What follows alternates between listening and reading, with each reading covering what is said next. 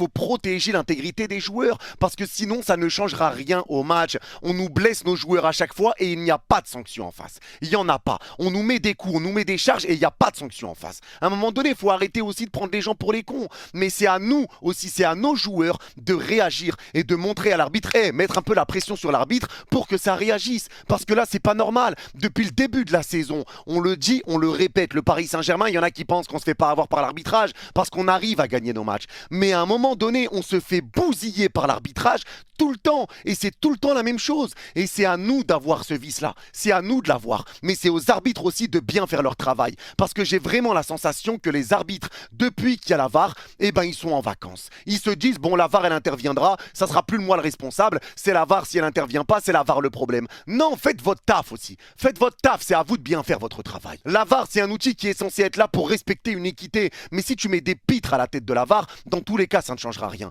Si tu mets pas des bons arbitres qui essayent toujours de prendre leurs bonnes décisions sans même penser à la VAR, on n'ira nulle part. On n'ira nulle part. Maintenant, tu vois des arbitres qui laissent jouer et ils sont pas sûrs. Ah bah, j'ai l'oreillette si jamais. Non, prends ta décision et la VAR interviendra si jamais. Il faut que les arbitres puissent dire au mec de la VAR, je veux voir la vidéo, je veux revoir moi-même. Votre avis, je m'en cale l'oignon. Parce que quand